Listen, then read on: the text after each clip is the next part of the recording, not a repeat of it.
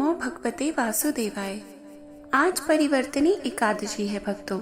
आज के दिन हमारे जीवन में एक परिवर्तन तो आवश्यक है। आजकल हम आधुनिक पद्धति में इतना खो गए हैं, जो पुरानी और रोचक कथाएं हैं उनको थोड़ा सा भूल सा गए हैं। तो थोड़ा सा परिवर्तन लाते हैं आज के दिन जिंदगी में और इन सब कथाओं के माध्यम से अपने जीवन को एक नई दिशा देते हैं। आज से हम यह श्रृंखला शुरू कर रहे हैं, जिसमें हम अपने आध्यात्मिक कथाओं के द्वारा आज के जीवन के हिसाब से जो हमारी कंफ्यूजन है उनको थोड़ा थोड़ा दूर करने का प्रयास करेंगे। जैसे कि आज का विषय है मित्र की परिभाषा, कि सही मित्र को परखा कैसे जाए। यह विषय हम उद्धव जी और भगवान कृष्ण के एक संवाद के माध्यम से आपको समझाएंगे।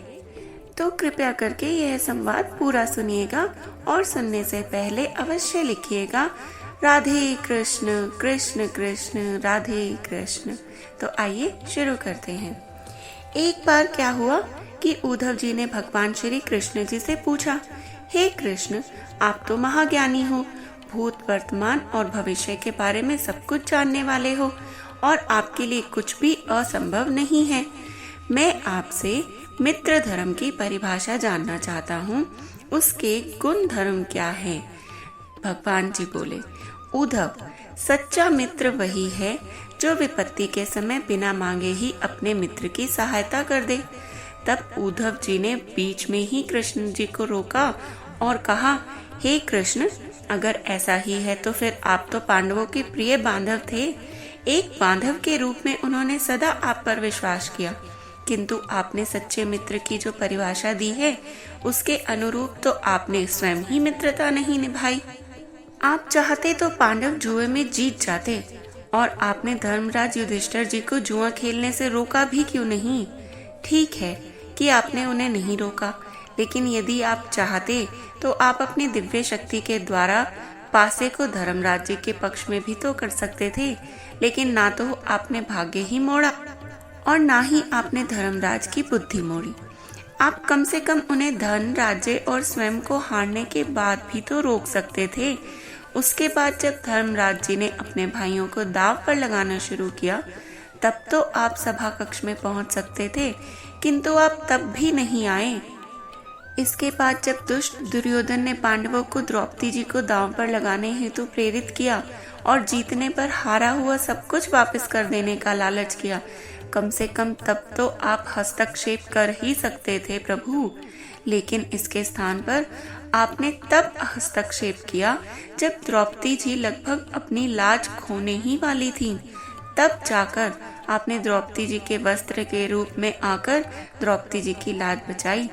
किंतु ये भी तो आप बहुत देर से आए, सब कुछ तो घटित हो ही चुका था। उन्हें एक पुरुष घसीटकर भारी सभा में ले आया और इतने सारे पुरुषों के सामने निर्वस्त्र करने के लिए छोड़ दिया। जब आपने संकट के समय में पांडवों की सहायता ही नहीं की, तो आपको आपदा बांधव यानी कि सच्चा मित्र कैसे कहा जा सकता है। और फिर आपने ही धर्म नहीं निभाया, ये कैसे हो सकता है। क्या जो आपने किया वही धर्म है या जो आपने कहा वो धर्म है। तब भगवान श्री कृष्ण जी बोले, हे उद्धव, सृष्टि का नियम है कि जो विवेक से कार्य करता है विजय उसी की होती है। उस समय दुर्योधन अपनी बुद्धि और विवेक से कार्य ले रहा था, किंतु धर्मराज जी ने तनिक मात्र भी अपनी बुद्धि और विवेक से काम नहीं लिया। इसी कारण पांडवों की हार हुई, मेरे कारण नहीं। भगवान जी कहने लगे, हे उद्धव, दुर्योधन के पास जुआ खेलने के लिए धन तो बहुत था, लेकिन उसे पासों का खेल खेलना नहीं आता था। इसलिए उसने अपने मामा शकुनी से धूत क्रीड़ा करवाई और यही तो उसका विवेक था। धर्मराज जी भी तो इस प्रकार विवेक से कार्य लेते हुए ऐसा सोच सकते थे और अपने चचेरे भाई का पासा देकर उनसे चाल चलवा सकते थे, या फिर ये भी तो कह सकते थे कि उनकी तरफ से मैं खेलूंगा। जरा विचार करो कि अगर शकुनी और मैं खेलते तो कौन भला जीतता। पासे के अंक उसके अनुसार आते उद्धव या मेरे अनुसार। चलो ये भी छोड़ दो, उन्होंने मुझे खेल में शामिल नहीं किया, इसके लिए तो मैं उन्हें क्षमा भी कर देता, लेकिन उन्होंने विवेकहीनता से एक और बड़ी गलती तब की जब उन्होंने मुझसे यह प्रार्थना की कि मैं तब तक सभा कक्ष में न आऊं जब तक कि मुझे बुलाया न जाए, क्योंकि ये उनका दुर्भाग्यपूर्ण समय का शुरुआत था कि वे मुझसे छुपकर जुआ खेलना चाहते थे। उद्धव, इस प्रकार उन्होंने मुझे अपनी प्रार्थना से बांध दिया, मुझे सभा कक्ष में आने की अनुमति ही नहीं दी। इसके बाद भी मैं भगवान कृष्ण कक्ष के बाहर बहुत समय तक प्रतीक्षा कर रहा था कि मुझे अब बुलाएंगे कि कब बुलाएंगे। पांडव जुए में इतना डूब गए कि भीम, अर्जुन, नकुल और सहदेव सब मुझे भूल गए और मुझे बुलाने के स्थान पर केवल पासे अपने भाग्य और दुर्योधन को कोसते रह गए। अपने भाई के आदेश पर जब दुशासन द्रौपदी जी को बाल पकड़कर घसीटता हुआ सभा कक्ष में लाया, तब वह अपने सामर्थ्य के अनुसार जूझती रही। उसने भी मुझे नहीं पुकारा। उसकी बुद्धि तो तब जागृत हुई जब उसके सभी हथियार गिर गए। उसने सबको पुकारा और किसी ने उसका साथ नहीं दिया और उसे लगा अब तो मैं हार गई। तब जब दुशासन ने उसे निर्वस्त्र करना प्रारंभ किया, तब उसने स्वयं पर निर्भरता छोड़कर हरि हरि अभ्यम कृष्णा अभ्यम ऐसे गुहार लगाते हुए मुझे पुकारा, तो मैं बिना एक क्षण का विलंब करते हुए वहां पहुंच गया। हे उद्धव, इस स्थिति में तुम ही बताओ मेरी क्या गलती है? उद्धव जी बोले, कृष्णा, आपका स्पष्टीकरण प्रभावशाली अवश्य है, किंतु मुझे पूर्ण संतुष्टि नहीं हुई। क्या मैं एक और प्रश्न पूछ लूं? कृष्ण जी की अनुमति से उद्धव जी ने पूछा। इसका अर्थ यह हुआ कि आप तभी आओगे जब आपको बुलाया जाए। क्या संकट से घिरे अपने भक्त की मदद करने आप अपने आप से नहीं आओगे? भगवान जी मुस्कुराए। उद्धव, सृष्टि में हर किसी का जीवन उसके स्वयं के कार्यों के प्रतिफल के आधार पर चलता है। मैं इसमें कोई हस्तक्षेप कर ही नहीं सकता और प्रत्यक्ष रूप से करता नहीं हूँ। मैं तो एक साक्षी मात्र हूँ।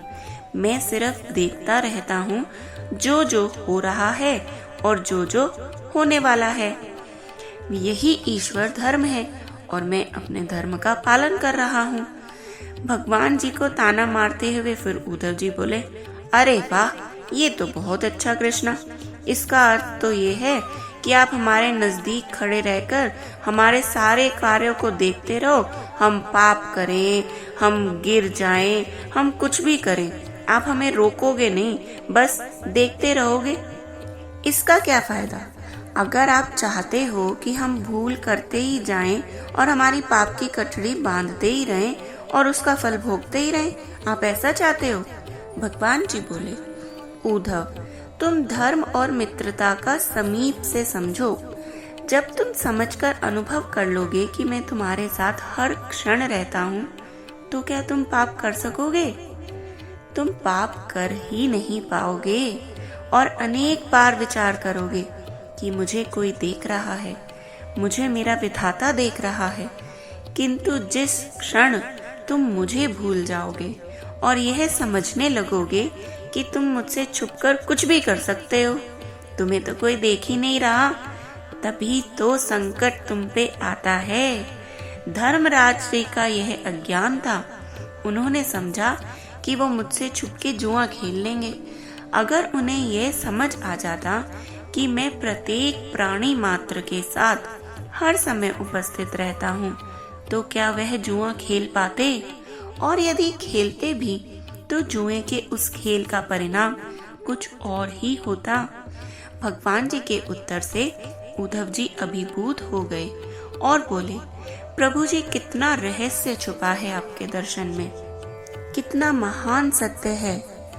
पाप कर्म करते समय हम ये कदापि विचार नहीं करते कि परमात्मा की नजर तो हम सब पर है और उनसे कुछ भी छिप नहीं सकता।